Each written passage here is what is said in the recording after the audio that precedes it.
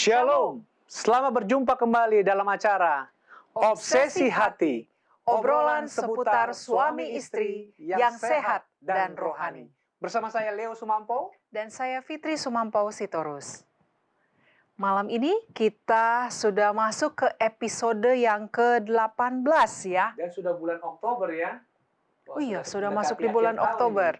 Ya, kita mulai dari bulan Juni kok nggak salah ya. Juni awal ya. Senang sekali bisa bersama-sama dengan para pemirsa setia Hope Channel yang ada di rumah yang sudah mengikuti acara Obsesi Hati ini ya.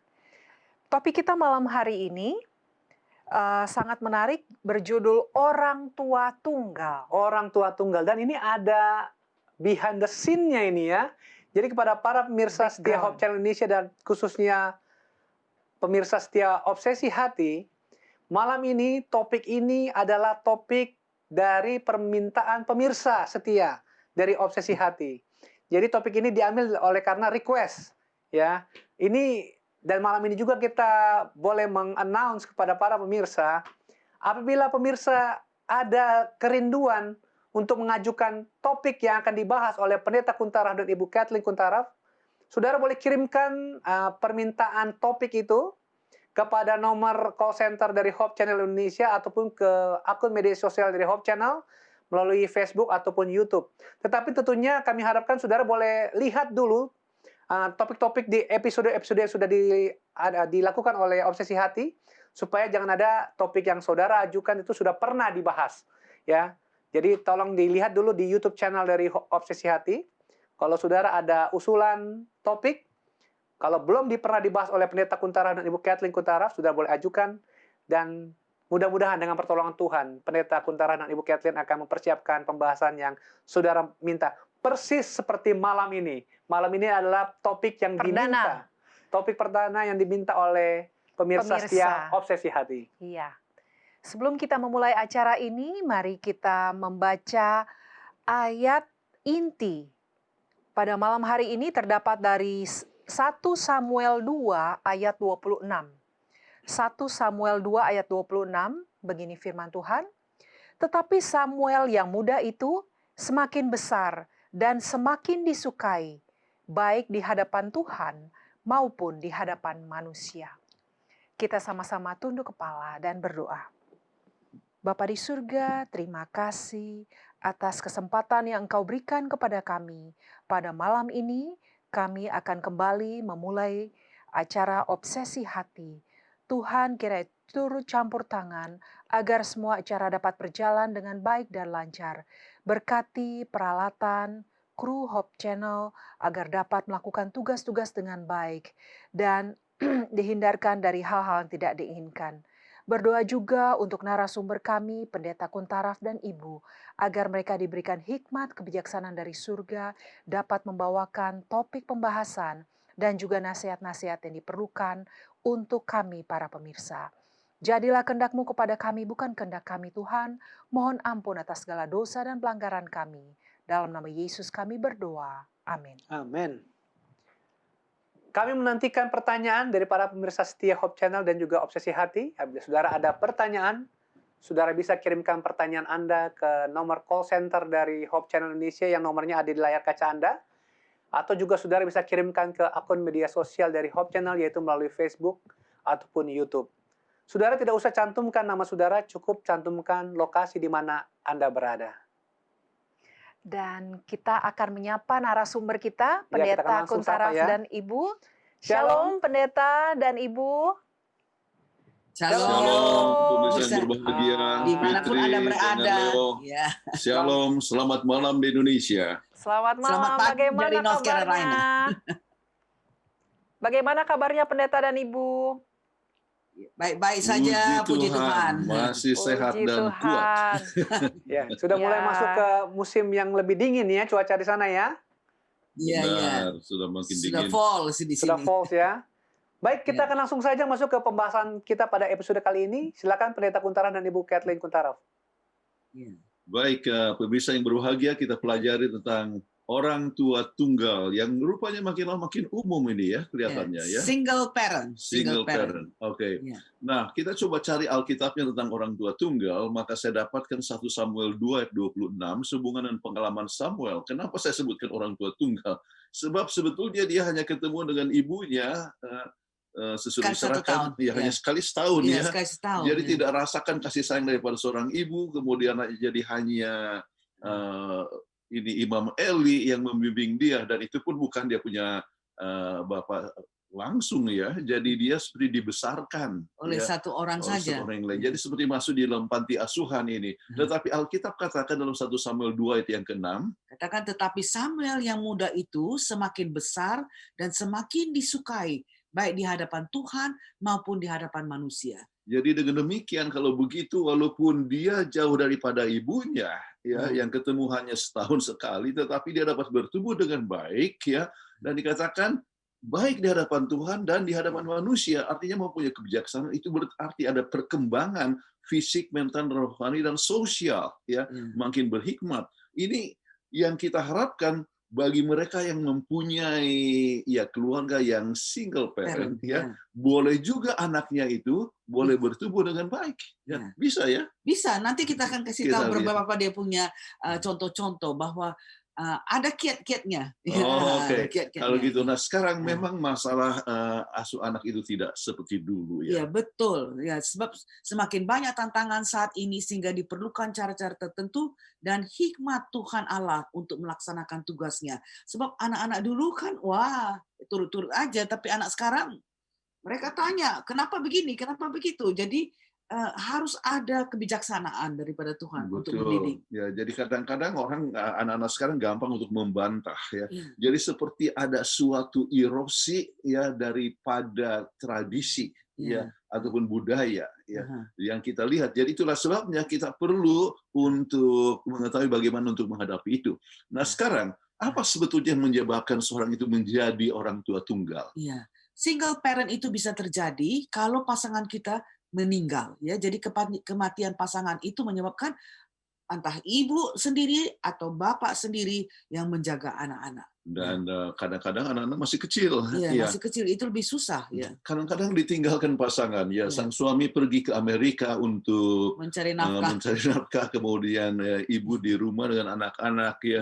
Jadi itu bisa menyebabkan juga berbagai macam tantangan oleh sebab tidak adanya citra daripada bapak ataupun salah satu daripada orang. Waktu kita cruise itu kan banyak sekali pegawai-pegawai di cruise ship itu yang datang dari Indonesia, dari Amerika, dari Rusia, dari mana, Philippines ya. Semua itu tinggalkan dia punya pasangan sendirian di rumah. Untuk 8-9 bulan lamanya. Ya. Kasihan sekali. Jadi itu sering terjadi ya. Makanya kita harus pikirkan apa yang terjadi dengan pengembangan tabiat daripada anak-anak.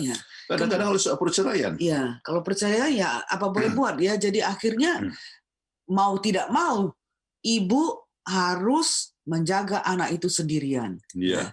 Kadang-kadang perpisahan. Ya.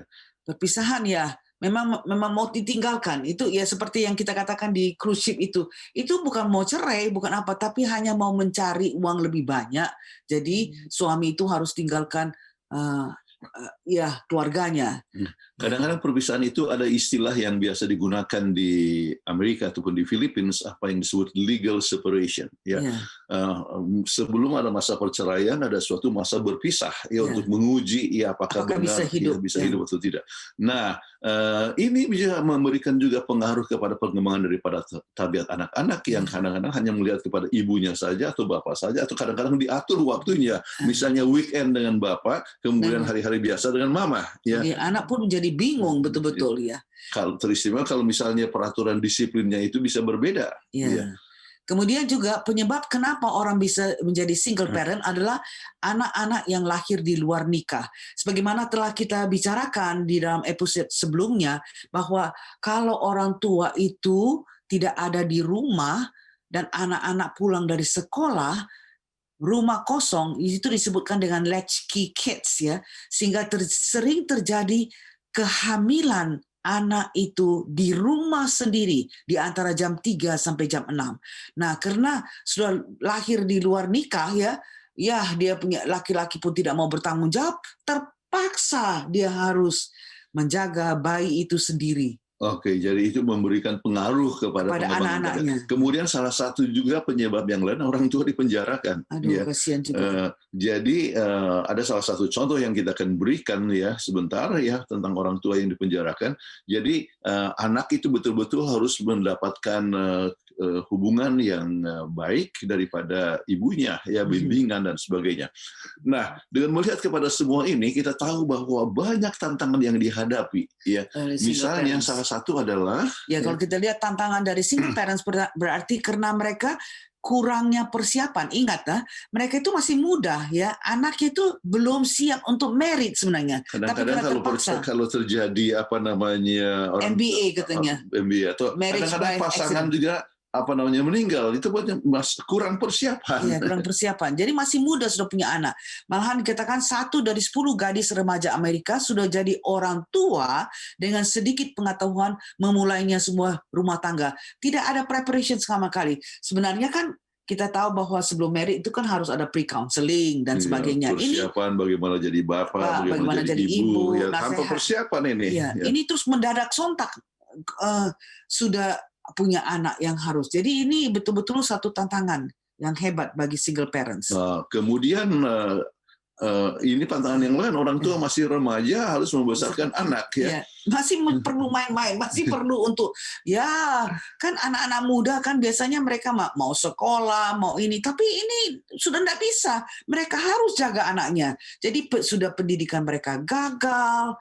Kemudian keterampilan kerja yang terbatas. Belum tahu kerja ya. Terus kurang keterampilan mengasuh anak. Jadi anak itu kalau jahat dipukul di ini makin lebih abusive anak-anak itu. Ya, baru lihat minggu lalu itu ada video tentang orang yang coba disuruh menghafal Pancasila, ketuhanan yang Maha Esa, tetapi dia justru ketuhanan yang Mana Esa. Wah, marah sekali mamanya. Mamanya marah, dijewer dan sebagainya. Bawa sapu lagi. Aduh, kasihan sekali. Lebih anak itu lebih nervous ya. Tapi karena dia adalah bagaimana? Mungkin single parent, jadi dia harus kerja. Kurangnya pendidikan. Tidak bisa. Jadi ketidakdewasaan ini membuat hampir mustahil bagi orang tua muda untuk berhasil di dalam pendidikan anak-anak. Ya. Jadi kembali ada masalah tersebut. Kemudian masalah yang berikut. Ya, tantangannya yang dihadapi oleh single parents karena keuangan yang terbatas. Ingat bahwa tadinya bisa suami kerja, ini sekarang dia sendiri. Dia harus bagi waktu, dia harus cari kerja, dan sehingga akhirnya anaknya mempunyai dukungan emosi yang berkurang dari orang dewasa lain ya. Ya, jadi kembali ini masalah yang harus dipikirkan kalau seandainya terjadi sesuatu tantangan seperti demikian. Kemudian tantangan yang dihadapi oleh single parent juga, di mana pekerjaan suami istri dilakukan oleh satu orang. Suami harus bekerja, sekarang istri yang harus bekerja sebab tidak ada suami ya. Jadi harus bekerja sehingga perlunya dia bekerja, kalau enggak bagaimana dia mau hidupkan anak. Jadi kemudian kembali juga ada masalah anak-anak itu sendiri, artinya kepada sang ibu yang harus juga pikirkan anaknya, masaknya bagaimana, makanannya bagaimana, sekolahnya bagaimana, jadi perlunya membesarkan anak-anak yang merupakan suatu tantangan kepada sang ibu atau bapak yang tidak punya pasangan. Kemudian anak-anak perlu citra bapak atau ibu, sebab kalau ibu saja yang menjaga, dia tidak ada model daripada seorang ayah itu bagaimana. Atau kalau ayah yang menjaga, nah dia tidak ada mempunyai model daripada ibu.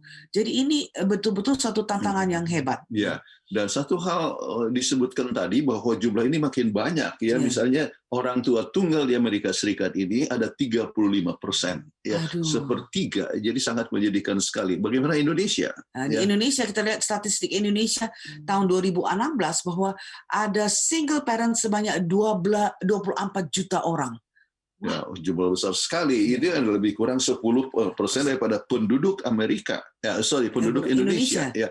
Jadi tantangan demikian. Nah sekarang bagaimana dengan masalah daripada orang tua tunggal? Ya, single parent itu mempunyai banyak masalah. Pertama kita lihat bahwa waktu yang kurang dengan keluarga. Sebab dia harus juga mencari makanan untuk sustain keluarganya. Kemudian akibatnya dapat mengabaikan itu anak-anak. Ya, Pikirkan terlantar. bagaimana supaya hidup. Jadi Ya. anak-anak itu bisa terlantar. Ya. Ya. Kemudian kita lihat karena akibatnya itu maka tabiat anak itu atau pertumbuhan tabiat anak itu menjadi tidak sempurna ya, tidak balance ya, sebab orang tua yang single parent sangat-sangat sibuk ya. Ya, ingat pengalaman daripada Lee Harvey Oswald. Ya, yang kita bicarakan Iya. episode yang lalu, bagaimana ibunya anaknya mau datang lihat ibunya kerja, dia pergi, sebab dia harus kerja. Ya, Iya. akhirnya anak itu menjadi sangat sangat dendam ya, Artinya akhirnya ya pertumbuhannya terganggu, dia lebih suka gampang untuk pukul orang dan sebagainya. Dia pikir itu nilai dirinya akan lebih tinggi, padahal itu menunjukkan dia punya nilai diri yang rendah. Sampai membunuh. Iya, sampai bunuh Presiden John F. Kennedy. Ya. Oke. Nah, yang keempat, ya kita lihat nilai-nilai rohani yang gagal terbentuk. Lagi-lagi masih kecil, anak-anak itu tidak kenal Tuhan. Anak itu kenal orang tua. Dan kalau orang tua itu tidak transmit, ya, memantulkan nilai-nilai rohani yang bagus kepada anak-anak, maka anak-anak itu gagal ya dalam terbentuk ya. Artinya susah sekali, susah ambil waktu dengan Tuhan, sementara misalnya ibunya terlalu sibuk tidak mengajarkan tentang Tuhan. Ya. Kemudian tidak ada waktu untuk penunggu pagi ataupun penunggu malam. Kemudian oleh sebab masalah-masalah ini, maka nilai-nilai rohani seperti masalah kejujuran, kerajinan, ataupun ketekunan dalam firman Tuhan itu bisa terganggu, terbentuk dalam diri anak-anak. Kemudian kita lihat hubungan dengan anak-anak yang kurang intim. Ya, kan jelaslah dia sudah sangat repot, pulang ke rumah capek, lagi bagaimana dia mau bikin sama anaknya ini ya. Tidak ada relationship yang baik terhadap anak. Dan hilangnya waktu untuk bersuka cita dengan anak-anak di masa kecil. Karena enak sekali main dengan anak-anak dan sebagainya, melihat pertumbuhan mereka ya. Tetapi waktu itu bisa hilang ya oleh sebab sang ibu bekerja, harus bekerja dan tidak ada suami ya dan sebagainya, ataupun suami yang bekerja sebab tidak ada istri. Ya. Jadi masalah ini menimbulkan hilangnya waktu bersuka cita yang artinya tidak akan kembali lagi. Ya. Sebab anak-anak itu nggak lama dia jadi kecil, dia akan menjadi besar terus secara cepat ya. They don't stay little for a long time ya. Jadi bukan terus-terus anak-anak kecil. Nah, jadi akhirnya timbullah persoalan anak-anak mempunyai kehidupan yang tidak seimbang. Dan masalah yang sangat sulit adalah pada masa remaja ya, di mana seorang anak itu memerlukan akan seorang sahabat ya, jadi orang tua bisa menjadi sahabatnya. Jadi oleh sebab dia memerlukan dorongan, kekuatan dan sebagainya dalam mengambil berbagai macam pilihan kehidupan, jadi ini bisa gagal ya, dan akibatnya mereka bisa tergabung di dalam berbagai macam kegiatan yang negatif ya. Tetapi ternyata berbagai macam penelitian bisa juga anak ini tidak terpengaruh. Ya, bisa juga anak. Dan itu adalah berdasarkan satu studi yang dibuat tahun 1997. Ya, ini adalah studi National Longitudinal Study of Adolescent Health yang Anda bisa lihat sendiri kalau Anda mau periksa, dilaporkan di Journal of American Medical Association, JAMA ya.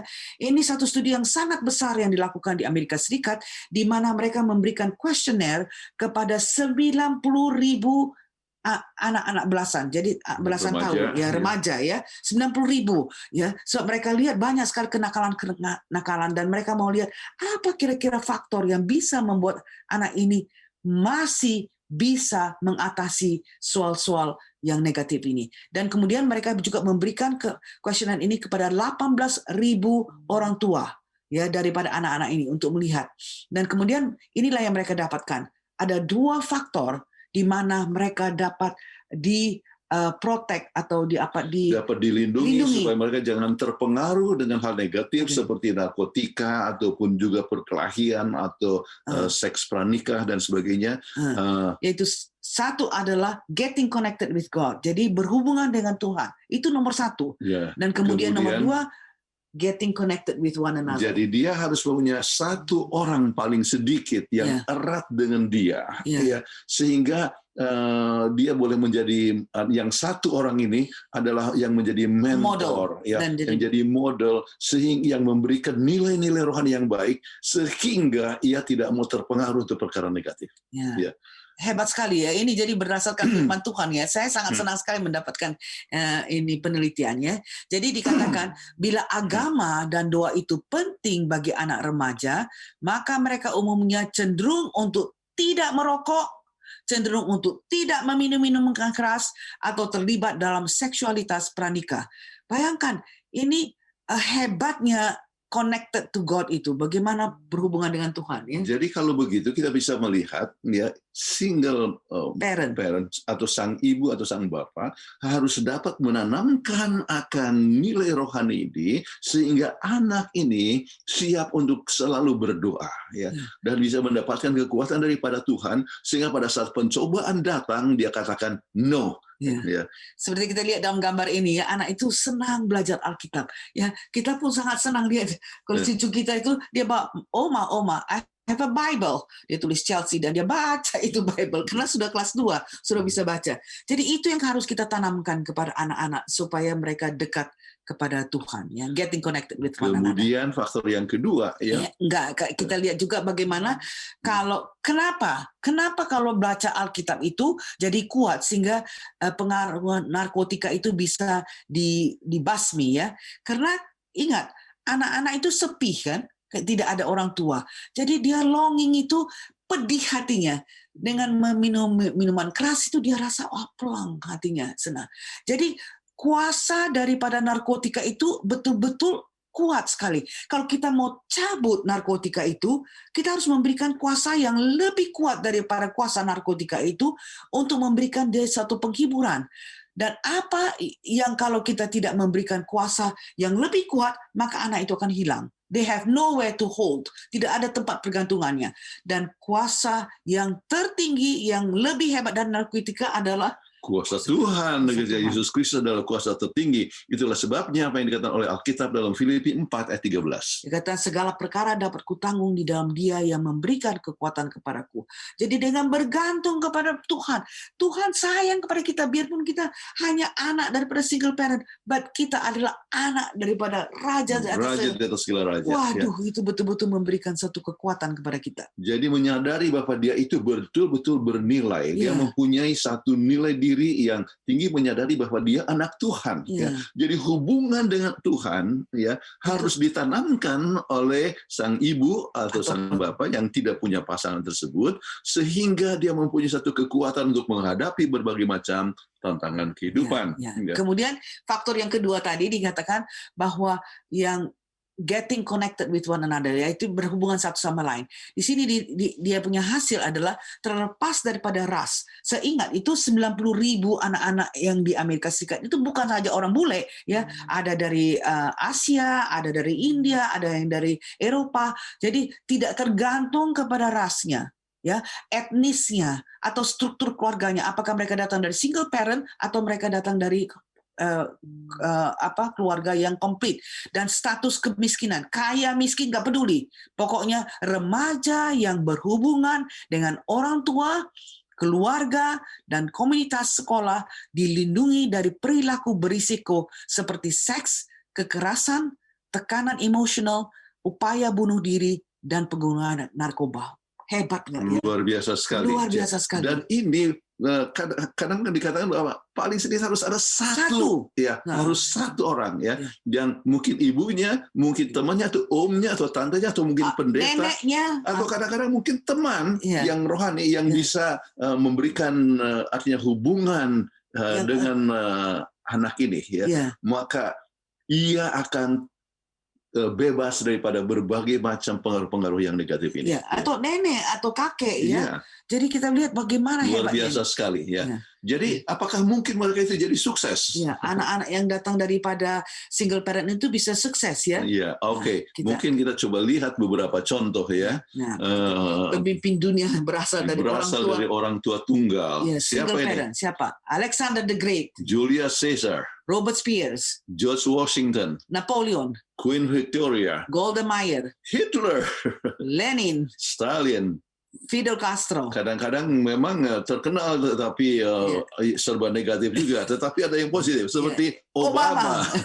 Obama ini sebenarnya kan kasihan dia, ya bapaknya kan meninggalkan istrinya, meninggalkan mamanya. Jadi dia mamanya itu sebagai single parent, tetapi ada orang neneknya, jadi dibesarkan di Hawaii dan sebagainya, jadi bertumbuh dan baik, akhirnya bisa menjadi presiden Amerika. Jadi satu perkara yang sangat luar biasa sekali bahwa paling sedikit ada hubungan ya dengan satu atau dua orang yang sangat erat yang boleh memberikan bimbingan yang dihormati, yang dihargai. Ya, di samping hubungan dengan Tuhan, jadi kedua faktor inilah yang menyebabkan keberhasilan. Kita coba lihat beberapa contoh yang lain. Mungkin Anda pernah lihat gambar daripada anak yang kecil ini.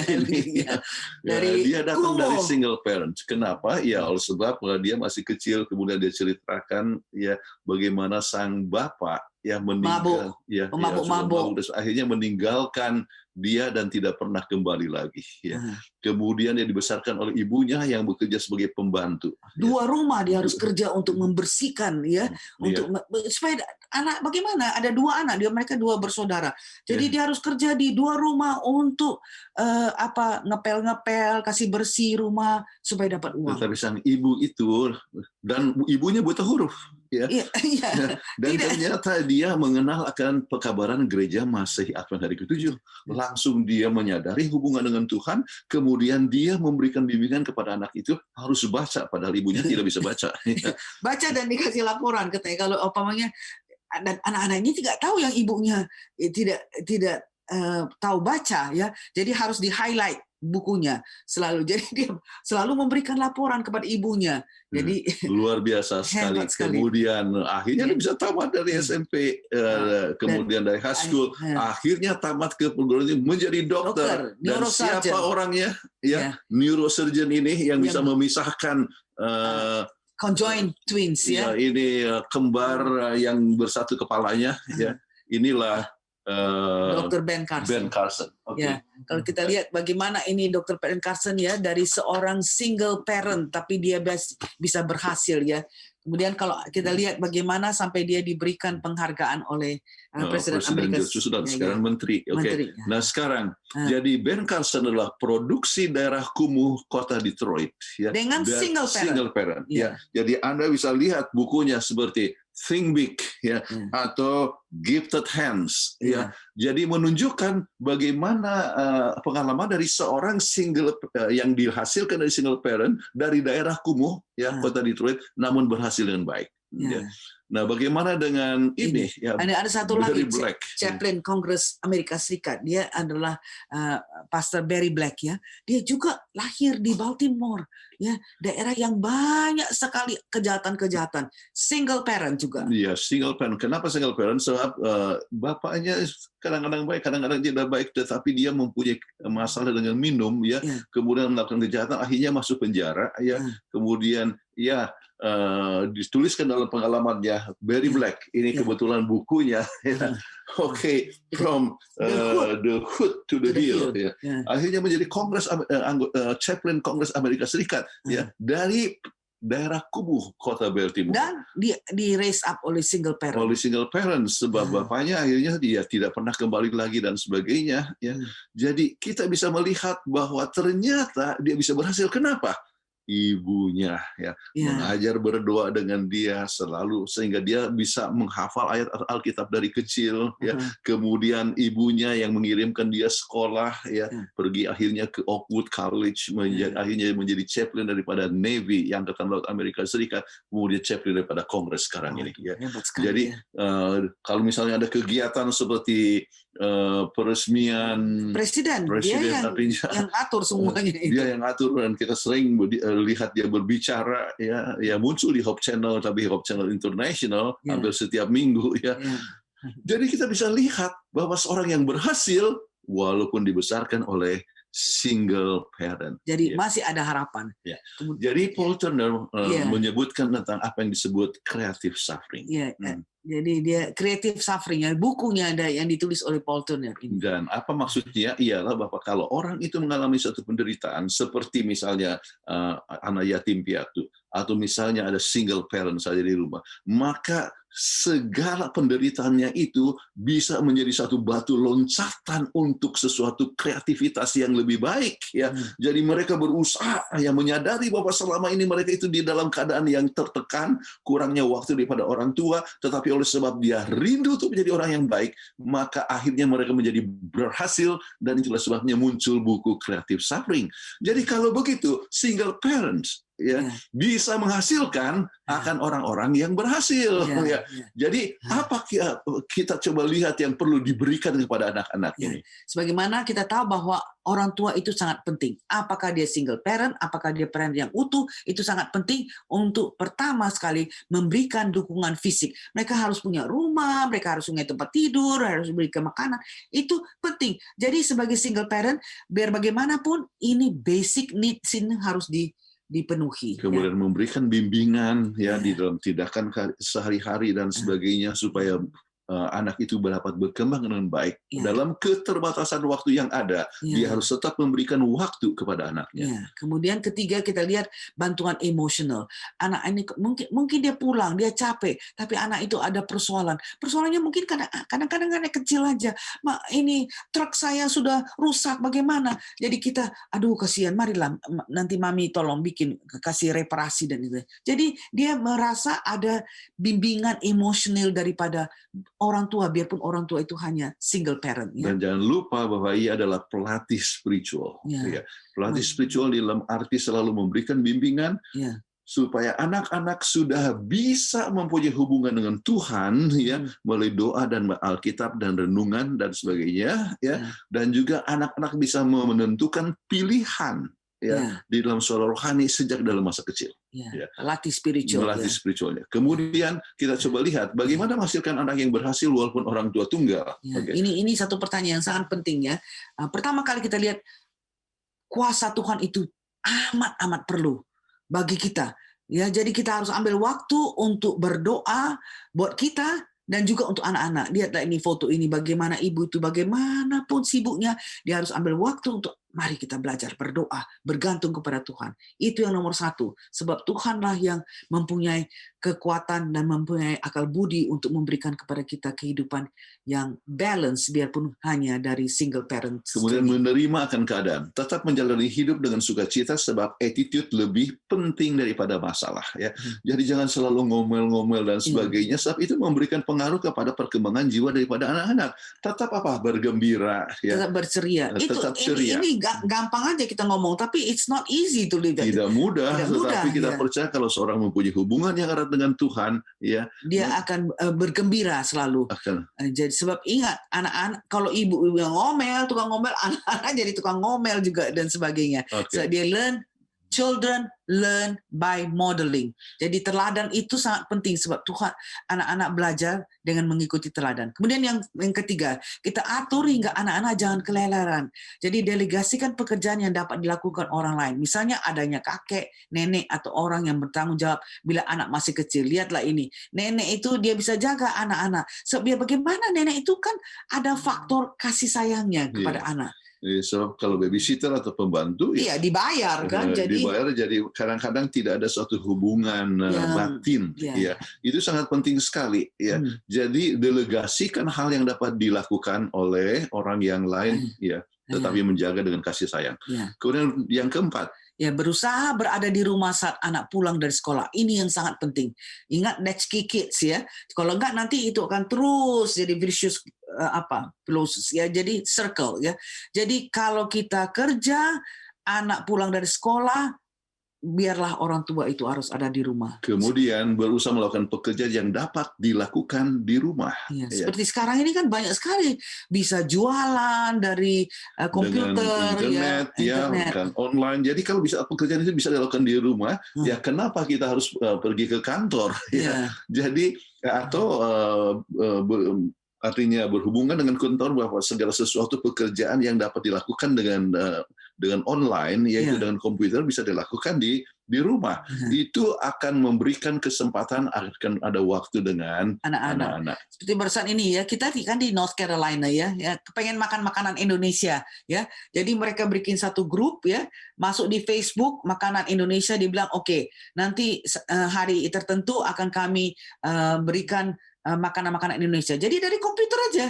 Kemudian orang itu pesan, kemudian pesan, mereka dia bikin di rumah, masak, jadi ya bikin kerjakan di rumah. rempeyek, Ya. bikin apa, langsung pada hari tertentu mereka ketemu di park, mereka jual. Jadi kan dapat income, pada saat yang sama mereka juga bisa menjaga anak, ya. Ya. Jadi ini penting, kemudian dapatkan lingkungan yang dapat mendukung, apakah keluarga atau gereja atau komunitas. Nah, Ya. itu yang pentingnya di gereja, kita harus mempunyai gereja yang saling mendukung akan satu sama lain. Bukan kita bilang, itu anak orang lain, nggak usah kita apa.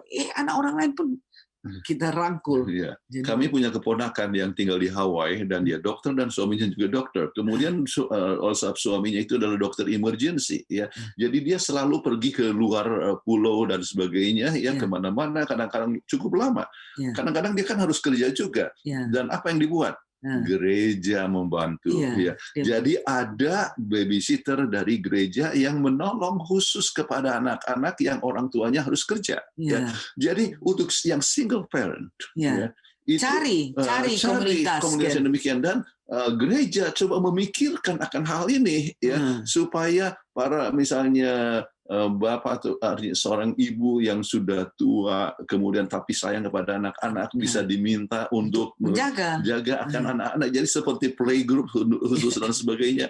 Jadi komunitas yang memberikan kasih sayang dan menjaga anak pada saat mereka masih kecil. Jadi harus dipikirkan lingkungan yang dapat mendukung demikian. Ya. Kemudian kita lihat disiplin harus ditegakkan dengan kasih. Jadi biarpun single parent, ya, kalau anak itu bersalah melakukan sesuatu kesalahan, jangan kita tidak konsisten. Disiplin harus, tapi jangan di depan orang, ya. Anak itu mempunyai nilai diri. Dia kan merasa nggak enak kalau dijewer anak itu yang kuping. Tapi panggillah anak itu, singkirkan ke dalam kamar dan bilang, ini apa yang kamu buat itu tidak benar. Kamu harus didisiplin. Jadi dia mengerti bahwa di depan orang atau nggak di depan orang, dia tetap mendapatkan disiplin yang konsisten, tapi penuh dengan kasih sayang. Nah, sebab sering sekali orang tua pikirkan, saya sudah terlalu sibuk dan sebagainya, ya. Jadi kasihlah anak ini, jadi melanggar hendak apa kasihan, ya. Padahal ya itu menunjukkan bahwa dia tidak konsisten dan anak ini bertumbuh dengan melihat bahwa peraturan itu bisa dilanggar. Ya. Jadi ini satu perkara yang harus dihindarkan. Baik, yang nomor 8. Ya, anak-anak telah diajak bekerja atau bertanggung jawab sejak kecil. Ya, itu memang kadang-kadang kan kita sebagai orang ya, apalagi single parent ya, mau kerja cepat. Anak itu bilang, mau tolong. Ya, kalau dia anak-anak yang kerja cuci piring makin lama, saya cuci piring lebih cepat. Atau biarkan anak itu dari kecil ya, dia mau tolong lap meja. Kita bisa merasakan sendiri cucu kita kadang-kadang, may I help you, Oma? Dia mau lap meja, ya lambat sekali mejanya. Tapi biarlah kita kasih kesempatan dia untuk lap meja atau set the table, ya. Jadi dari kecil dia harus diajar untuk mempunyai tanggung jawab. Ya, dengan demikian dia tidak perlu mau cari-cari tempat untuk main dan sebagainya. Oke. Kemudian hal-hal yang penting agar bertahan. Kita harus menyadari bahwa kadang-kadang single parents itu menjadi capek sekali, letih, ya. Dan rasanya seperti tidak ada harapan, kadang-kadang fatigue. Ya. Jadi bagaimana supaya dapat bertahan? Ya. Mereka harus ada network. Nggak usah pun single parent. Sedangkan anak-anak kami ya, dia bagaimana? Ada network. Jadi kalau misalnya dia sakit ini, ibu-ibu dari ini network ini yang kasih tahu. Kasih ini apa. Jadi mereka ada pendukung ya, jaringan pendukung ya untuk jadi supaya dia ya lihatlah ini foto ya, anak ini single parent, mamanya harus memberikan minuman kepada anak, tapi karena dia ada kawan yang lain juga yang single parent, bisa juga saling mendukung satu sama lain sehingga mereka tidak merasa hopeless ya. Nah, itu penting. Jaringan pendukung itu yang sama-sama mempunyai pengalaman yang sama ya, bisa saling menolong satu sama lain. Kemudian yang kedua adalah bagikan beban yang dapat dipikul orang lain. Ingat, kalau kita single parent ya kan memang harus bersihkan rumah dan sebagainya. Delegasikan, panggil orang untuk membersihkan rumah. Sehingga kalau dia pulang ke rumah, dia tidak lagi perlu untuk bersihkan rumahnya, tapi dia mempunyai waktu untuk dengan anaknya. Ya, jadi didelegasikan pekerjaan itu. Itu penting sekali. Kemudian membuat kesehatan Anda satu prioritas. Jadi jangan sampai misalnya bekerja terlalu banyak sekali. Sampai kita sakit-sakitan. Kemudian akibatnya kalau terjadi sakit, apa yang terjadi? Ya. Sudah nggak ada income, anak-anak pun susah, siapa yang mau jaga. Jadi prioritaskan untuk menjaga kesehatan Anda sendiri ya. Kemudian menjadi mentor keuangan untuk anak-anak ya. Jadi anak-anak dari kecil sudah bisa diajar ya untuk mengatur keuangan. Misalnya inilah income kita, kemudian ya inilah yang dibutuhkan untuk makan, berapa yang dibutuhkan untuk rumah ya, untuk listrik dan sebagainya. Untuk sekolah, kemudian inilah kira-kira untuk uang saku ya, atau kira-kira mau dibelikan apa. Jadi anak-anak sudah bisa belajar untuk mengatur keuangan sejak dari kecil. Ya, sejak dari kecil ya. Ya, kita ingat si Chelsea pun masih kecil sudah dikasih uangnya. Oke, ini apa untuk sekolah, ini apa, ini untuk dia mau beli apa, dia bisa pergi mana beli barang dan jadi dari kecil, dan ingat untuk memberikan kembali perpuluhan ya, sebab ingat perpuluhan itu menyatakan bahwa Tuhan adalah sumber berkat ya. Saya ingat sekali si Chelsea katakan, I want to give everything to God. Ya, semua uang savingnya $87. Ya, dia semua diberikan kepada Tuhan. Ya. Yang lain orang-orang tua kadang-kadang kasih persembahan hanya $1, dia kasih $87. Dia bawa ke dia. Tapi ya nggak apa-apa, dia kasih itu kepada Tuhan ya. Itu dia punya apa? Keputusan ya. Iya. Oke, kemudian bawa anak untuk nomor 5, bergembira dengan elektronik yang gratis bersama-sama. Iya, WhatsApp. Seperti sekarang WhatsApp ini ya kita bayar ya, tetapi ada juga yang gratis ya.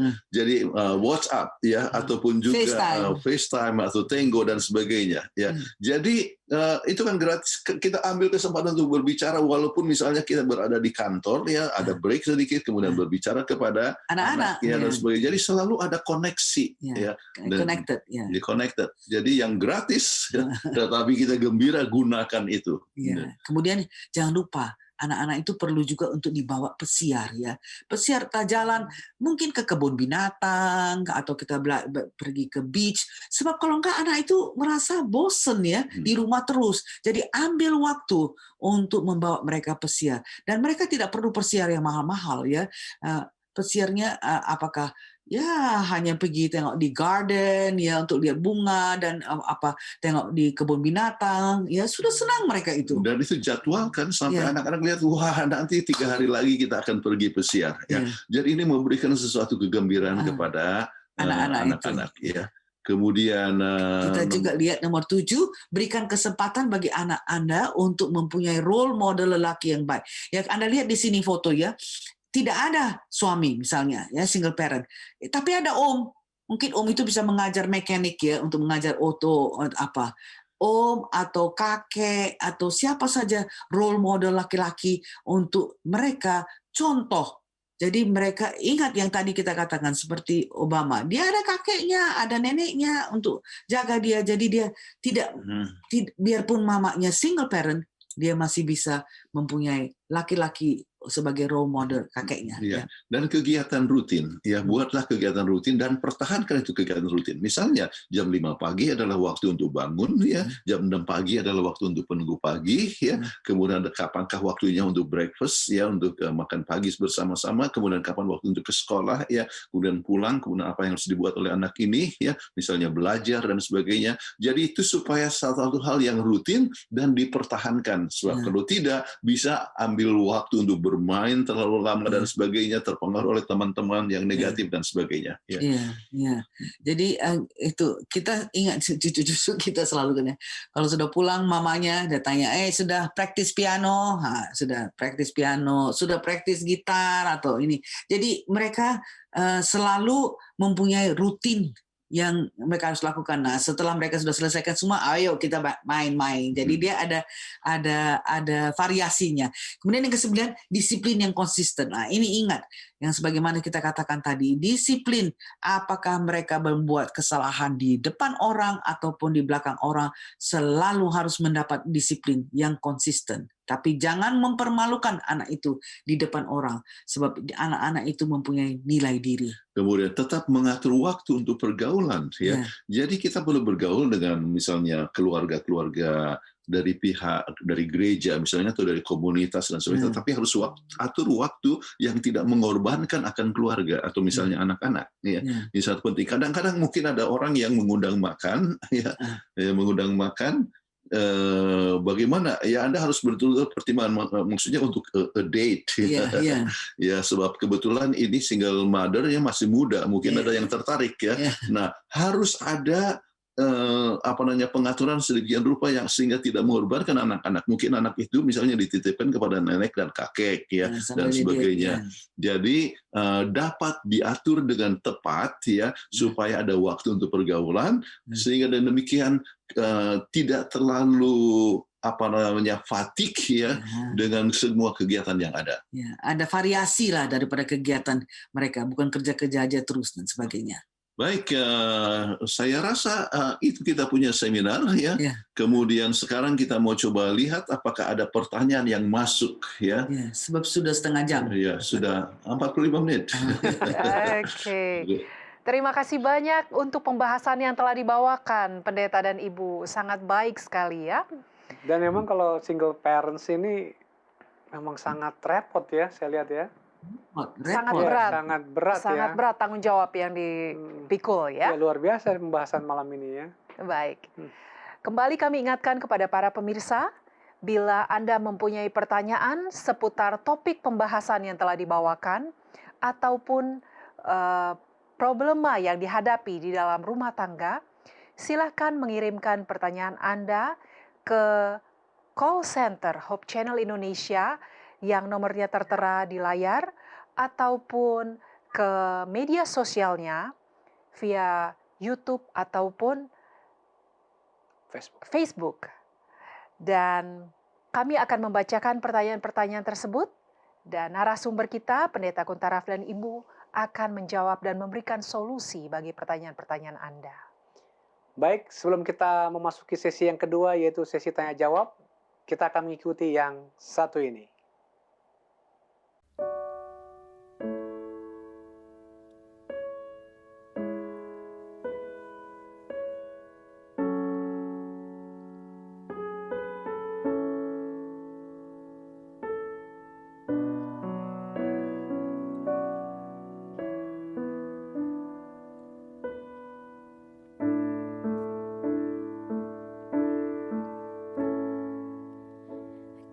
Kasih Allah tak terbilang,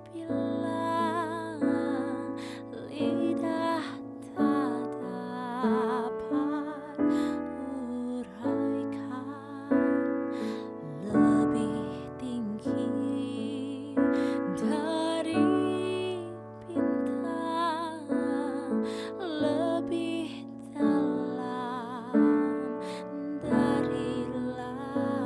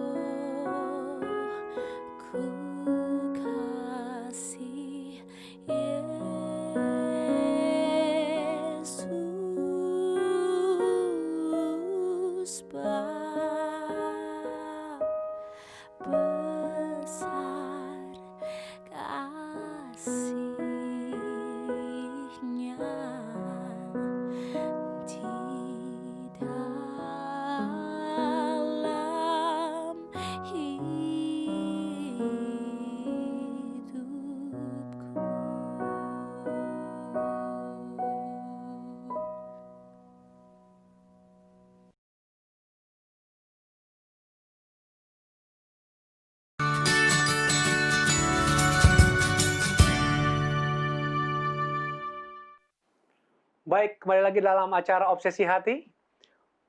Kita akan masuk ke sesi tanya jawab. Nah, seperti biasa nih pendeta dan ibu pendeta. Saya ada pertanyaan juga mengenai pembahasan pada malam hari ini, boleh ya?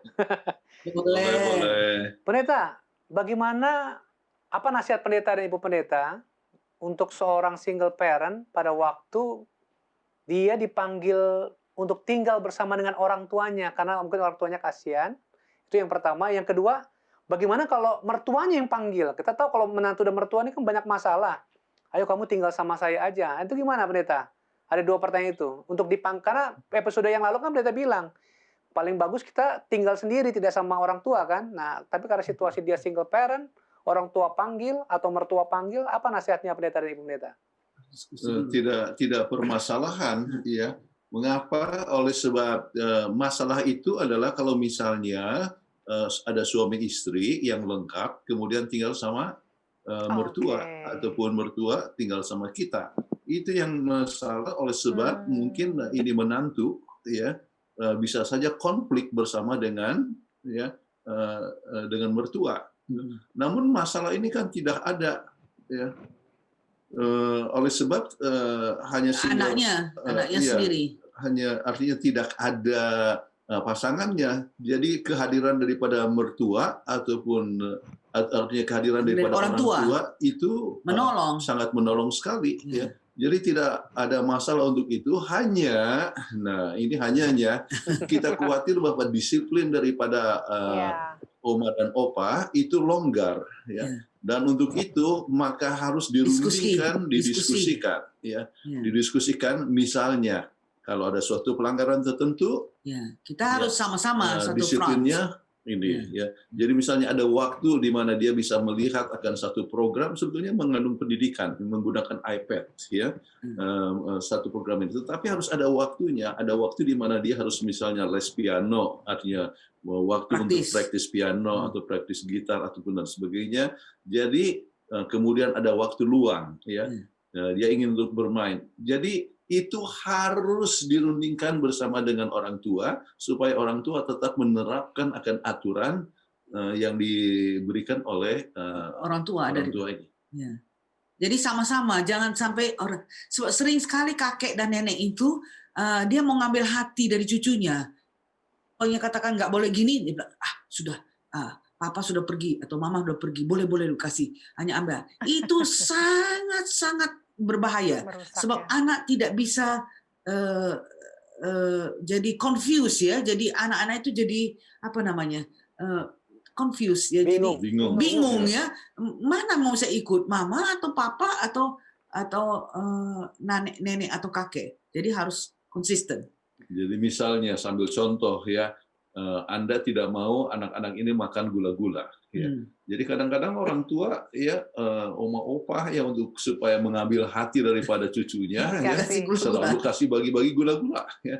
Jadi katakan mama, ya, atau papa, ya, ingatlah bahwa kita tidak mau anak-anak ini makan gula-gula, oleh sebab itu mempengaruhi dia punya kesehatan, ya. Gula itu menurunkan dia punya daya tahan tubuh, ya. Jadi itu harus dirundingkan bersama-sama sebelumnya. Jadi kalau misalnya setuju dan sebagainya, jadi itu adalah salah satu pemecahan, ya, supaya dapat mengatasi berbagai macam masalah tadi. Wah, ini bukan orang tua kandung, ya. Mungkin dia ingin tinggal dengan cucunya mertua sekarang nih. Apa tetap sama nasihat pendeta seperti tadi? Karena kita tahu mertua ini kan beda pasti rasa kita kan. Kalau orang tua yang panggil mungkin oke lah, ya. Tapi kalau mertua, ya bagaimana, ya? Ada atau tetap sama nasihatnya pendeta dan ibu pendeta? Itu kan sama juga sebab cucu anak-anak daripada single parent ini kan tetap cucu daripada anak mertuanya. Jadi tetapi kembali, ya, harus berdialog, disetujui lebih dahulu. Inilah aturan main yang bisa terjadi, ya. Jadi kalau misalnya itu merupakan satu persetujuan bersama, ya, maka saya melihat bahwa itu adalah satu hal yang baik, ya. Tetapi harus dilihat juga ini mertua misalnya apakah mempunyai nilai rohani yang tinggi atau enggak. Oke. Ya. Kalau enggak Kalau bahaya. misalnya tidak, ya berbahaya. Ya, begini, umumnya cucu-cucu akan mengikuti akan nilai rohani Dari daripada neneknya. nenek dan kakek. Ya, Hmm. itu yang terjadi di Amerika di sini. Ya. Ya, oleh sebab suami istri banyak sibuk kerja, ya, maka dipanggillah dari kampung, ya, nenek dan kakeknya, ya, itu hal yang baik. Dan kalau kakek dan neneknya itu adalah seorang yang rohani, membimbing anak ini di dalam soal kerohanian, maka dia akan mempunyai nilai diri, mempunyai nilai rohani daripada Kakek kakek neneknya. dan nenek. Baik, Oke. terima kasih pendeta dan pendeta. Terima kasih banyak. Saya juga ada pertanyaan nih, pendeta dan ibu. Wah, luar biasa. Walaupun bukan single parents, ya. Iya. Tapi Nah. menarik memang ini pembahasannya ya. Pembahasan tadi kalau kita perhatikan itu banyak mengenai seorang orang tua tersebut adalah seorang ibu ya. Single parent-nya. Single parent-nya.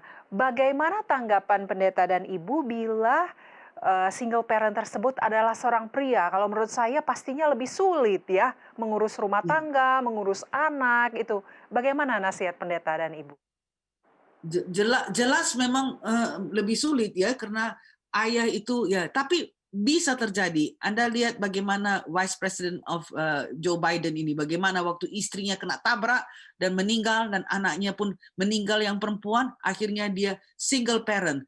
Dia adalah seorang bapak yang menjaga 2 anak laki-lakinya, tapi dia tetap pagi-pagi bangun, kasih makan sama anak-anak, berdoa, lalu dia pergi kerja. Dan kemudian dia pulang dari kerja dan dia berusaha supaya sebelum anak-anak itu tidur, dia kasih bedtime stories kepada anak-anak itu. Jadi bisa, tetapi ada, lagi-lagi kita katakan ada yang menolong dia, yaitu family dan keluarganya. Ya, itu sangat penting sekali. Ini Joe Biden, hal yang luar biasa. Ya, itu kan perjalanan cukup jauh, sekitar 4 jam dengan kereta api, ya. Tetapi dia berusaha, ya, untuk bersama dengan anak-anaknya sebelum anak-anaknya tidur. Ya. Dan pagi-pagi sudah anak bangun, dia kasih makan dulu, sama itu baru dia pergi kerja. Jadi dekat dengan orang tua. Jadi ada family yang ikut membantu akan anak tersebut. Jadi pastikan akan ada yang delegasi ya kita hal-hal yang dapat didelegasikan, ya. Kemudian sama seperti Joe Biden, ya, yang akhirnya mendapatkan seorang istri yang juga sangat mencintai akan anak-anak itu. Jadi diharapkan kalau misalnya itu adalah seorang duda, ya, atau mungkin seorang laki-laki yang single parent, ya, adalah mendapat istri yang baik, seorang istri yang akan mencintai akan anaknya. Pendeta, izinkan saya bertanya lagi satu kali lagi, pendeta, karena ini ada. Boleh. Jadi bagaimana dengan single parent, kita anggaplah perempuan ya, mungkin terlalu berat kalau dia mengurus anak, tentunya dia juga butuh teman curhat, dia mencari suami yang baru lah, kita tanda kutip ya. Tetapi kita tahu anak-anak tuh biasanya tanggapannya kalau begitu, mereka tidak mau ada papa pengganti. Karena saya tanyakan ini kenapa, saya percaya ada juga anak-anak yang mungkin single parent yang menonton. Apa nasihat pendeta tuh dengan supaya anak-anak ini juga boleh mengerti situasi mamanya. Mamanya butuh teman untuk curhat. Supaya anak-anak mengerti lah. Yang kedua,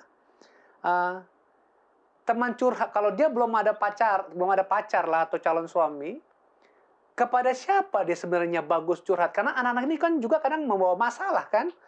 Kalau dia cuma sendiri nggak bisa curhat, bisa sakit itu ibu ini. Nah, ini pertanyaan kedua. Kepada siapa yang nasihat dari pendeta dan pendeta, orang yang tepat untuk dia curhat, selain kepada Tuhan ya tentunya ya.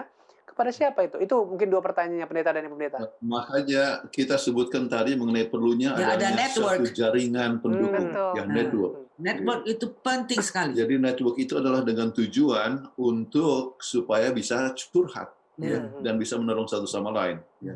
Jadi itu jawaban yang kedua. Ya, kedua. Oke, untuk yang pertama, ya, saya rasa kalau memang sudah ada seorang pacar, maka yang sangat penting daripada sang pacar ini, ya, adalah untuk bisa sayang kepada anak-anak ini, sampai anak-anak itu rindu menjadikan dia sebagai bapak. Ya. Jadi ini adalah satu indikasi kepada sang ibu ya bahwa dia adalah calon yang baik. Kalau ternyata anak-anak tidak senang, Jangan teruskan. lebih bagus jangan teruskan. Itu akan menimbulkan suatu konflik ya. Dan saya kenal kepada satu orang yang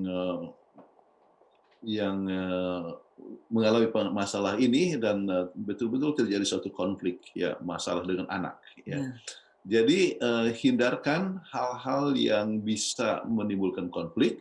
Untuk itu salah satu adalah bahwa sang pacar menunjukkan sikap yang baik yang menyebabkan ya mempunyai personality yang baik yang menyebabkan anak-anak tertarik dan merindukan dia juga sebagai bapak. Baik, terima kasih. Kita akan langsung masuk ke pertanyaan yang masuk ya sekarang ya. Baik, pertanyaan masuk yang pertama ini dari Pondok Ranji. Mau bertanya Bapak Pendeta, bagaimana kita harus mendidik keponakan yang ada bersama dengan kita sehingga mereka bisa menjadi orang yang lebih baik. Di samping anak-anak kita juga harus kita jaga dan kita didik. Silakan Pendeta dan Ibu. Kalau keponakan ya nama keponakan ya itu adalah sama seperti kalau tinggal sama kita bisa anggap sebagai anak ya.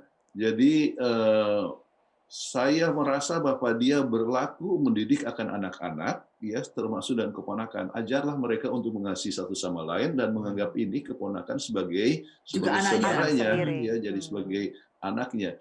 Dengan demikian keponakan ini tetap harus mengikuti akan disiplin keluarga ya, kegiatan rutin misalnya berdoa bersama-sama ya, atau buka sabat bersama-sama atau kegiatan-kegiatan yang lain ya harus ikuti. Kalau dia mau tetap bersama dengan kita satu keluarga, ya, harus mengikuti semua peraturan di dalam keluarga.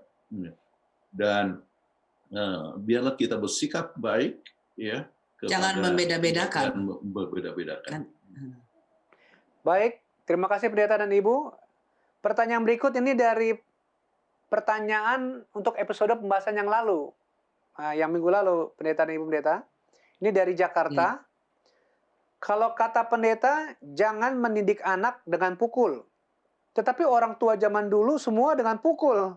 Dan anak-anaknya saat sudah dewasa jadi orang benar. Sedangkan anak-anak yang sekarang dididik tidak dengan pukul jadi manja, tidak cepat dewasa. Bagaimana pendeta? Benar juga sih ya. Ya, benar juga ini. Kalau kita dulu waktu kecil sering dipukul, ya puji Tuhan kita ada di gereja sekarang ini. Gimana pendeta? Jadi kita harus melihat ya, zaman itu sudah berubah. Ya. Oleh sebab sekarang ini adanya satu erosi kepada kebiasaan budaya tradisional. Ya. Sekarang ya walaupun orang tua itu bersama dengan anak dan sebagainya lengkap sekalipun, sangat mudah sekali anak untuk gampang untuk membantah kepada orang tua. Dulu apa yang dikatakan oleh orang tua itu Anggedoro. Apa saja dibilang orang tua iya. Begitu juga hubungan dengan pendeta misalnya. Dulu itu ya kalau misalnya pendeta itu sangat dihormati sekali. Tetapi sekarang ya anggota-anggota pun banyak kadang-kadang tidak hormat kepada pendeta. Kenapa? Adanya satu erosi ya kepada masalah budaya tradisional. Ya. Jadi dalam keadaan yang seperti demikian oleh sebab kebudayaan, kemudian budaya online, ya, budaya elektronik, ya, kita hidup dalam suatu zaman informasi. Anak-anak itu bisa mengenal, ya, akan berbagai macam informasi dan sebagainya. Dan mereka juga tahu ya melalui informasi memukul itu bukan baik. Langsung malah di sini kalau pukul langsung mereka call 911. Ya, jadi ada satu anak yang mau coba telepon polisi pada saat dia dipukul. Ya. Yang lucunya ini nenek dan kakek datang dari Indonesia, terus dia bilang, coba pukul saya. I call 911. Waduh. Jadi neneknya diancam. Kakeknya diancam. Ya, jadi memang nggak bisa kita main pukul sebab sudah dipelajari bahwa kalau kita pukul anak itu akan belajar. Oh, kalau jadi besar persoalan kalau ada kita main pukul. Jadi abusive. Jadi yang paling penting adalah untuk ambil mereka punya privilege. Itu yang paling penting. Sakit kan? Misalnya sekarang mereka harus bisa bermain. Tapi karena kamu bertindak salah, sekarang kamu tinggal dulu di kamar 5 menit. Kawan-kawan sudah main, kamu nggak boleh di kamar dulu. Nanti setelah 5 menit kita datang, kita bilang, kamu tahu apa kamu salah? Dia tahu. Oke, sekarang marilah kita berdoa supaya kita mendapat kekuatan untuk jangan membuat hal yang sama. Baru kita lepaskan mereka untuk main lagi, ya. Dan Jadi juga artinya sesudah berdua berpelukan bersama-sama. Oke. Jadi anak ini merasa bahwa disiplin itu diberikan untuk kebaikan dan dia tetap merasa dikasihi. ya, Hindarkan satu pandangan bahwa kalau misalnya disiplin dibuat itu oleh sebab dia dibenci, itu tidak baik ya. Jadi harus merasa bahwa dia tetap dikasihi, maka dengan keadaan yang demikian maka anak itu bertumbuh dan tetap mempunyai nilai diri yang tinggi. baik, ya. Saya pernah mendengarkan ada waktu papa saya masih memberikan penataran, jangan kita pukul anak kalau kita dalam marah. Nah, wah bagaimana ini Dokter Lee, kita kalau masa pukul anak, kalau sudah nggak marah sudah nggak pukul lagi, sudah jadi nggak konsisten ya. Jadi waktu marah itu pukulnya tuh bukan hebat, betul-betul keras. Sama sekali tidak boleh kita lakukan itu, sebab itu mempunyai dampak yang negatif. Anak ini bertumbuh besar, nanti dia pukul istrinya, dia pukul lagi dengan anaknya, jadi terus Circulus Viciosus. Jadi kita ingat harus disiplin bukan dengan marah, tapi disiplin dengan kasih. Terima kasih banyak. Aduh, bagus sekali penjelasannya. Baik, pertanyaan berikutnya dari YouTube. Selamat malam Pendeta. Saya seorang guru TK. Saya ingin bertanya, apakah baik jika kita membandingkan anak yang satu dengan yang lain? Contohnya jika ada 2 bersaudara yang satu suka belajar dan satu suka bermain, dan sang orang tua selalu meng-underestimate anaknya yang suka bermain dan membandingkan dengan anaknya yang suka belajar. Bagus ini.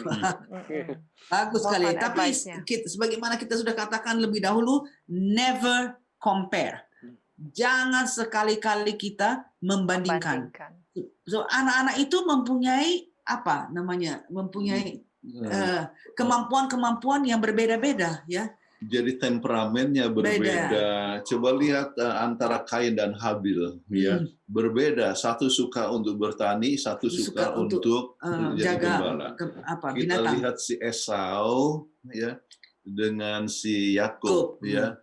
Jadi mempunyai temperamen yang berbeda, dan bahaya sekali kalau misalnya ya orang tua katakan compare yang ini lebih baik daripada yang ini, ya. Apalagi seperti pengalaman daripada Ishak dan istrinya itu, ya. Satu sayang sini, satu sayang Yakub, satu sayang kepada Esau, ya. Jadi ini menimbulkan suatu problem, ya. Jadi itulah sebabnya hindarkan. Coba lihat yang suka main itu mungkin juga dia sangat cerdas. Dia rasa pelajarannya terlalu gampang, ya. Jadi gimpil kan? Ya, itu gampang sekali. Kita sebutkan ada istilah yang diberikan psikologi itu underachiever, ya, underachiever. Jadi itu terjadi kepada anak kami, Andrew. Andrew gitu, suka main-main dia. Dia suka main-main, dia rasa gampang sekali. Tetapi akibatnya apa? Ya, maka dia punya homework-nya itu bertumpuk-tumpuk. Dan apa yang terjadi? Kathleen ambil waktu ya bersama dengan Andrew ambil kerjakan dia punya homework sampai dia tidak ketinggalan. Ya, karena waktu itu ada teachers parents conference, ya. Jadi guru-guru dengan orang tua dikatakan ini anak ini leler aja, dia main-main aja di kelas. Dia rasa anggap enteng. Jadi saya bilang ini anak bukan anak bodoh, anaknya ini anak pintar. Jadi ayolah kita duduk, kita bicara, kita raksukan ini. Jadi kadang-kadang sudah sampai, Mami, Andrew kepengen mau main bola, main basketball dulu. Oke. 5 menit main basketball. Dia main basketball 5 menit, balik lagi kita kerjakan lagi ini. Jadi supaya terarah dia, ya, karena dia memang suka main-main aja. So never compare. Jangan kita bandingkan anak-anak. Pelajari kenapa ada perbedaan itu, dan supaya mereka bisa mempunyai pertumbuhan yang harmonis. Ya. Dan salurkan kemampuan daripada sang anak, ya, untuk sesuatu perkara yang positif, ya. Jadi kembali ada orang yang memang bagus untuk dia punya Right. intelek ya, Ya. untuk menghafal dan sebagainya. Yang lain itu lebih lambat untuk menghafal. Tetapi mungkin dia punya selera itu banyak kepada musik ya, bimbinglah kepada musik yang baik Ya. ya. Kemudian yang lain itu adalah mungkin dia bagus untuk sport ya. Ya. Jadi dia suka main, dia suka untuk sport. Dia sport lah dia. Bimbinglah kepada sport dan dia bisa menjadi seorang yang bagus untuk sport ya, sport yang baik ya. Jadi kembali, jangan membandingkan, tetapi bimbing sesuai dengan minat, sesuai dengan kemampuan ya dan bakat daripada sang anak. Baik, terima kasih nasihatnya Pendeta dan Ibu Pendeta. Benar sekali itu, bagus sekali. Ya, karena itu untuk saya juga tuh. Cuma saya sekarang udah enggak lagi sih. Iya, karena suka keceplosan Pendeta. Suka lupa kan. Oh iya ya, jangan dibandingkan. Oke, terima kasih. Pertanyaan berikut dari Facebook. Selamat malam, mau tanya, fakta yang ada bahwa umat Tuhan ada yang bercerai, maksudnya masih hidup tapi bercerai. Apakah ini memang diperbolehkan? Wah, balik lagi pertanyaan perceraian, Pendeta. Silakan, Pendeta. Sehidup semati. Alkitab tidak menghindarkan adanya suatu perceraian. Ya. Dan salah satu sebab yang dapat dikabulkan perceraian oleh sebab memang salah satu sudah tidak setia dalam hukum pernikahan, ya, adanya suatu pelanggaran, maka itu dapat diizinkan dengan perceraian. Ya. Dan walaupun demikian sebetulnya kalau bisa dihindarkan perceraian itu penting, makanya kita ada pembahasan kepada seorang yang bertanya ini, bisa sebutkanlah, bisa bahas mempelajari tentang mujizat pengampunan ya, yang merupakan salah satu episode kita ya, mujizat pengampunan. Walaupun terjadi suatu pelanggaran, coba untuk mengampuni ya, tetap mengampuni supaya terhindar daripada perceraian, sebab perceraian itu memberikan dampak yang sangat negatif kepada pengembangan tabiat anak. Dan perceraian tidak pernah menjadi satu solution daripada problem. Kalau bercerai bukan berarti terus langsung teratasi dia punya problem. Malahan kita lihat nanti jadi single parent dan dampaknya sangat negatif ya. Dan kami sudah ketemu dengan banyak orang yang bercerai, ya, dan betul-betul sangat menyedihkan dan sekali. Memberikan korban kepada anak-anak ya, dan juga akhirnya sang suami atau istri juga akan susah, menyesal. Akhirnya dia sudah kawin dengan yang lain, akhirnya dia katakan, saya rasa istri saya yang dulu masih lebih bagus. Kenapa? Ya, jadi selalu ada timbul penyesalan. Ya, jadi sebelum melakukan perceraian lebih bagus konsultasi dulu ya kepada marriage counseling.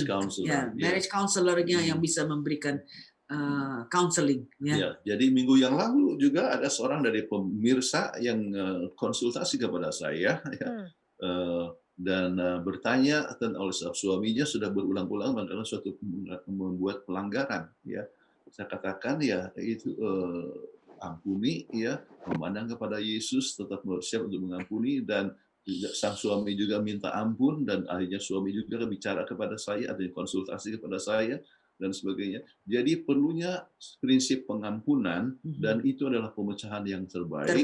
Ya, daripada langsung berpisah oleh sebab wah memang sudah tidak cocok dan sebagainya. Ya. Kalau misalnya kata-kata tidak cocok itu bukanlah satu opsi sesudah pernikahan.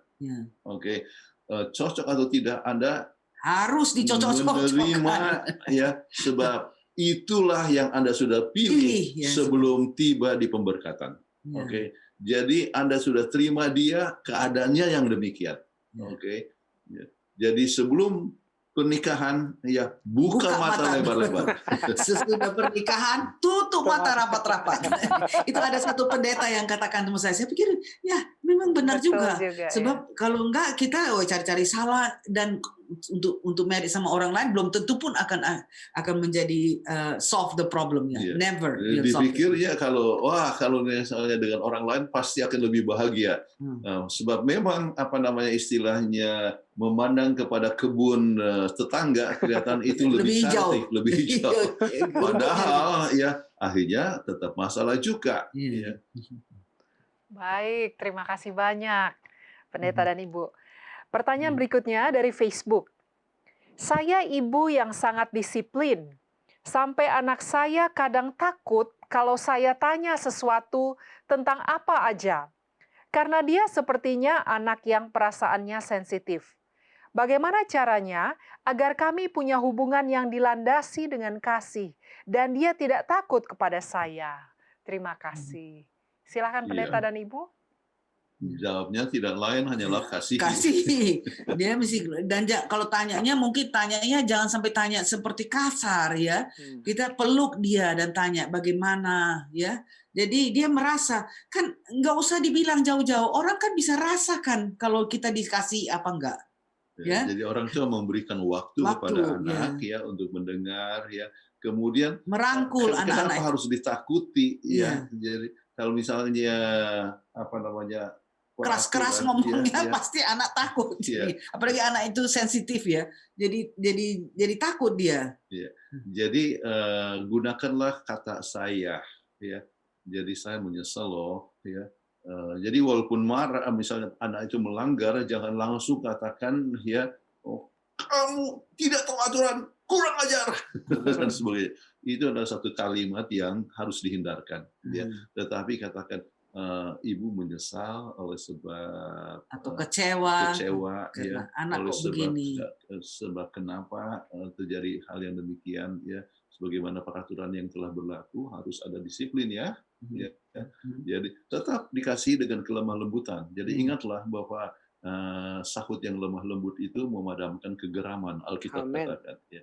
Jadi hindarkan sesuatu hal yang ini hal tersebut. Jadi tetap dikasih tunjukkanlah kasih sayang sampai anak itu memang apa merasakan bahwa dia dikasihi, ya. Dan bukan ditakuti. Ya. Baik. Kalau hanya ditakuti dia baik di depan orang tua, di luar dia artinya akan jahat. Ya. Jadi tetap merasakan orang tua dikasihi. Oke. Baik pendeta dan ibu pendeta, terima kasih. Pertanyaan berikut ini dari Jawa Tengah, ya. Pertanyaan buat obsesi hati. Wah, terima kasih. Mengapa ada anak pendeta yang tidak single parent, kok malah nakal, jadi pencuri, peminum, perokok, bahkan kuliah pendeta masih merokok? Waduh, gimana pendeta? Kuliah filsafat maksudnya ya? Maksudnya kuliah filsafat mungkin maksudnya kali ya, tapi masih merokok. Wow, udah nggak bisa ini pendeta kali ya. Silakan pendeta. Baik. Mungkin saja oleh sebab sang pendeta terlalu sibuk di dalam melawat orang lain dan tidak pernah melawat anaknya sendiri. Ya. Lupa rumah tangganya. Jadi lupa dengan rumah tangganya. Jadi kadang-kadang orang tua terlalu sibuk ya di dalam evangelisasi dan pekerjaan yang sampai dan tidak memberikan cukup waktu, apalagi istrinya juga misalnya bekerja dan sebagainya. Jadi kembali, nilai-nilai itu ya kerohanian haruslah ditanamkan kepada anak-anak ya mulai dari kecil. Kalau seandainya rokok itu salah, ya maka anak itu harus tahu kenapa rokok itu salah. Dan apa yang terjadi kalau seorang itu merokok ya. Jadi sebutkan beberapa macam bahaya-bahayanya dan sebagainya dan anak itu memilih untuk tidak merokok oleh sebab pilihannya, bukan oleh sebab ya hanya oleh sebab dia Advent misalnya sampai dia tidak merokok. Jadi atau misalnya kamu tidak boleh merokok ya, padahal anak itu tidak tahu bahaya daripada merokok. Ya. Biasanya kecenderungan yang bersifat adiksi ini ya oleh sebab mau mencari pelepasan, ya. Escape daripada sesuatu yang pilu yang dihadapinya. Yang pilu dan salah satu kepiluan ialah oleh sebab mungkin orang tua tidak memberikan waktu kepada dia. Ya. Jadi mungkin juga orang tua tidak memberikan teladan yang baik ya dalam soal kejujuran. Misalnya closet smoker. Tetapi kalau pendeta mungkin tidak sampai merokok ya. Tetapi mungkin saja dalam soal kejujuran, misalnya di dalam tidak setia dalam memberikan persepuluhan. Ya. Jadi ada tempat-tempat tertentu di mana persepuluhan itu langsung dipotong. Tetapi ada diberikan kesempatan kepada orang tua untuk memberikan pendeta untuk memberikan persepuluhannya sendiri dan dia kurang setia. Ya. Jadi dengan demikian biasa mencuri milik Tuhan, ya. Jadi akibatnya dia pun jadi sudah Pencuri, menjadi peminum pencuri, ya. rokok. Jadi soal ini mengenai teladan, ya, Modeling. modeling, ya, teladan nilai-nilai rohani itu harus didapatkan di dalam rumah tangga. Ya. Jadi kembali kepada para anggota, sangat penting untuk pendeta itu mendapatkan dukungan, dan juga jangan lupa bahwa orang itu, artinya pendeta pun menghadapi berbagai macam tantangan dalam kehidupan. Ya. Jadi kita perlu menolong satu sama lain, dan termasuk pendeta juga perlu mendapatkan pertolongan. Jadi harus banyak juga dapatkan doa daripada anggota, ya, bimbingan bersama-sama supaya bertumbuh bersama-sama. Oke, terima kasih banyak. Pertanyaan berikutnya, it's important to read his words instead of reading others people's words, like devotional book. Is it right?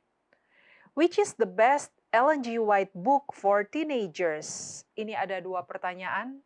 Pendeta dan Ibu, silahkan. Memang betul. It is important to read God's words. That's very important.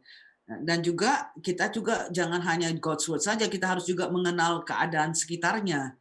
Jadi itu perlu. And the second question is, which is the best E.G. White books for teenagers? Ya, Mrs. White banyak menuliskan untuk teenagers, misalnya messages to young people. Itu sangat penting untuk mereka baca. Amanat Dan kepada orang muda. kalau penting, kalau mereka baca, maunya jangan hanya dibiarkan mereka baca aja, but discuss it together. Sebab anak-anak kalau dia tahu sebab dan penyebabnya itu, akibatnya, artinya cause and effect, ya, itu anak akan lebih patuh kepada ajaran Mrs. White. Tapi kalau dia tidak tahu apa sebabnya ini, misalnya, ya seperti tadi lah dikatakan jangan merokok, ya kita kasih tahu bahwa rokok itu, kasih tunjuk lah akibatnya ini bagaimana. Jadi anak itu biarpun dijauh di luar orang tua, dia akan tetap mengikuti itu sebab dia tahu apa akibatnya. Ya, salah satu buku yang sangat penting, ya, adalah Step to Christ. Ya. Langkah kepada Kristus, supaya anak ini mempunyai pengalaman bersama dengan Tuhan. Ya. Kemudian dalam menghadapi berbagai macam tantangan, kemudian kita perkenalkan artinya messages to the young people, supaya dalam berbagai macam tantangan seperti masalah musik, bagaimana masalah entertainment, bagaimana itu dituliskan dalam buku Messages to the Young People. Ya, jadi inilah hal-hal yang sangat penting. Tetapi kembali orang tua harus tetap dekat dengan anak. Tidak ada sesuatu perkara yang lebih penting daripada itu dalam pertumbuhan anak-anak, yaitu orang tua yang akrab dengan anaknya dan merasakan dikasihi, dan anak itu mengasihi akan orang tua. Ingat tadi, sebagaimana kita katakan, peranan orang tua bukan saja memberikan dukungan secara fisik, ya, misalnya ada rumah, bisa kasih makan dia, enggak, tapi juga perlu sebagai pembimbing yang spiritual, ya, pembimbing, pelatih kita dekat kepada anak-anak. Itu jadi all-rounded semuanya, ya, yang harus dipikirkan oleh orang tua. Dan yang terbaik adalah teladan. Ya, teladan dalam berdoa, dalam membaca Alkitab, teladan dalam menghidupkan akan prinsip-prinsip Alkitab. Kalau orang tua bekelai-bekelai, anak-anak pasti akan bekelai-bekelai. Sebab dia lihat, itu aja dia lihat nonton tiap-tiap hari. Tapi kalau orang tua dekat kepada Tuhan, maka anak-anak itu akan belajar, begitu rupanya, ya. Nah, kita ingat waktu kita di Singapura ada satu, kami nggak terlalu perhatikan itu. Jadi Andrew pulang ke rumah, loh, ini saya lihat orang tua dari teman saya, dia kata, selalu bertengkar, di depan kita pun bertengkar, ya. Kok begitu, ya? Kok nggak seperti mami dan daddy, ya, gitu. Jadi anak-anak itu lihat, ya, itu. Dan betul, sampai sekarang waktu Andrew sudah bekerja di General Conference, dia bilang, ayolah kita, dia panggil temannya Ronald, dia bilang, ayo kita pergi kunjungi kita punya teman-teman di Singapura. Kenapa? Dia orang sudah nggak Advent lagi, udah nggak mau masuk ke gereja. Tidak mau ke gereja lagi. Dan salah satu adalah anak yang orang tuanya selalu bertengkar. Ini, ya.